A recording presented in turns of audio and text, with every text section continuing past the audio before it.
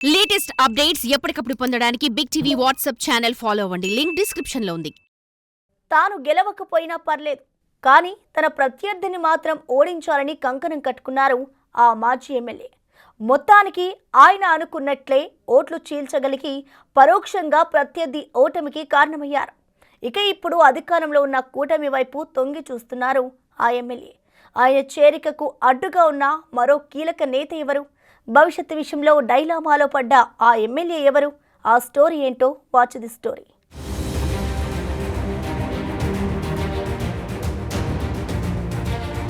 చీరాల మాజీ ఎమ్మెల్యే ఆమంచి కృష్ణమోహన్ ఉమ్మడి ప్రకాశం జిల్లాలో ఒకానొక టైంలో జిల్లా రాజకీయాలను ఏలిన నేత. కానీ ఇప్పుడు ఆయన రాజకీయ భవితవ్యం అగమ్యగోచరంగా మారింది. చీరాల సెగ్మెంట్లోని వేటపాలెం జెడ్పీటీసీ సభ్యుడిగా గెలిచి తన రాజకీయ ప్రస్థానం ప్రారంభించిన ఆమంచి 2009లో కాంగ్రెస్ అభ్యర్థిగా చీరాల నుంచి పోటీ చేసి తొలిసారి అసెంబ్లీలో అడుగుపెట్టారు. ఆ తర్వాత 2014లో నవోదయం పార్టీ అభ్యర్థిగా ఆటో గుర్తుపై రెండోసారి పోటీ చేసి చీరాలలో తిరిగి విజయం సాధించారు. తరువాత టీడీపీలో చేరిన ఆయన మంత్రి పదవి ఆశించి అది దక్కకపోవడంతో గత ఎన్నికల ముందు వైసీపీ నీడకు చేరారు.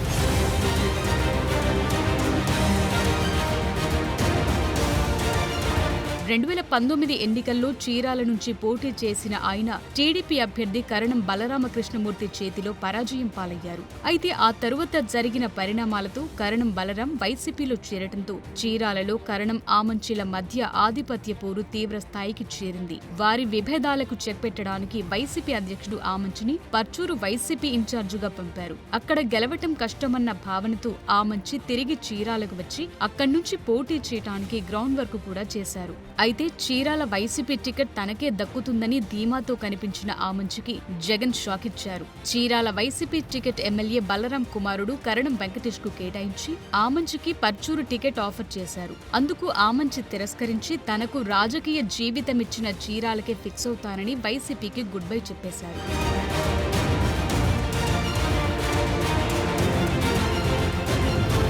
ఇక గత అసెంబ్లీ ఎన్నికలకు ముందు వైఎస్ షర్మిల సమక్షంలో కాంగ్రెస్లో చేరారు ఆమంచి కృష్ణమోహన్. తన ప్రత్యర్థిని ఓడిస్తానని చెప్పి మరీ చేసి చూపించారు ఆమంచి. చీరాల నుంచి కాంగ్రెస్ తరపున పోటీ చేసిన ఆయన 40,000 ఓట్లు సాధించారు. వైసీపీ తరపున పోటీ చేసిన కరణం వెంకటేష్ ఓట్లు చేల్చడంలోనూ ఆయన ఓటమిలోనూ ఆమంచి చాలా కీలక పాత్రే పోషించారు. మొత్తానికి తాను అనుకున్న గోల్ అయితే రీచ్ అయిన ఆమంచి ప్రస్తుతం కాంగ్రెస్ పార్టీలో కీలకంగా ఉన్న అంత సంతృప్తిగా ఫీల్ కావటం లేదట. ఈ వ్యవహారమే ఇప్పుడు పొలిటికల్ గా హాట్ టాపిక్ గా మారింది.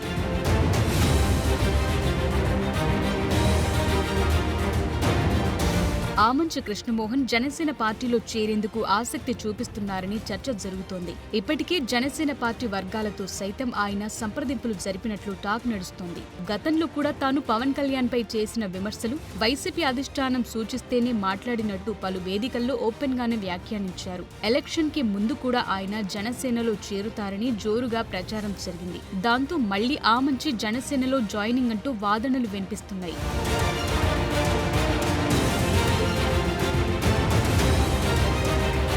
మరోవైపు ఆమంచి కృష్ణమోహన్ సోదరుడు ఆమంచి స్వాములు ఇప్పటికే జనసేన పార్టీలో యాక్టివ్ గా ఉన్నారు. గత ఎన్నికల్లో గిద్దలూరు, చీరాల నుంచి టికెట్ ఆశించి కూటమి సమీకరణాల్లో పోటీ చేయకుండా ఉన్నారు స్వాములు. అయితే గత కొన్నేళ్లుగా అన్నతమ్ముళ్ల మధ్య వైరం ఏర్పడింది. వారిద్దరి మధ్య మాటలు కట్టయ్యాయని కూడా అంటున్నారు. ప్రస్తుత పరిస్థితుల్లో ఇద్దరి రాజకీయ భవిష్యత్ ప్రశ్నార్థకంగా మారటంతో ఇద్దరూ రాజీకి వచ్చి ఒకే పార్టీలో కొనసాగుతారా అని చర్చ జరుగుతోంది. ఒకవేళ ఇద్దరు ఒకే పార్టీలో ఉంటే జనసేనకు డబుల్ బొనాన్సాగా మారుతారని అనుకుంటున్నారు. అలాగే ఆమంచి బ్రదర్స్ మళ్లీ ఉమ్మడి ప్రకాశం జిల్లాలో చక్రం తిప్పే ఛాన్స్ కూడా ఉందని డిస్కస్ చేసుకుంటున్నారు.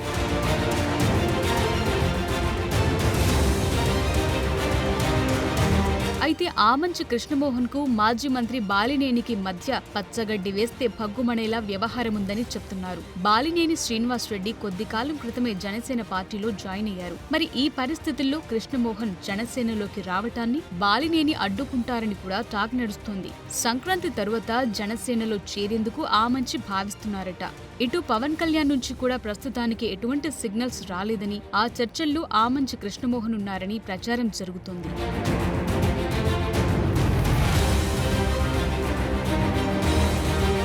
రాజకీయ భవిష్యత్ కోసం ఆమంచి కృష్ణమోహన్ ఏ నిర్ణయం తీసుకోబోతున్నారు? జనసేనాని ఆయన రాకకు గ్రీన్ సిగ్నల్ ఇస్తారా? ఆమంచి చేరికకు బాలినేని అడ్డుపడతారా? చేరిన తరువాత ఆమంచి సోదరులు మళ్లీ కలిసిపోయి ఉమ్మడి జిల్లాలో మళ్లీ చక్రం తిప్పగలరా అని చర్చించుకుంటున్నారు.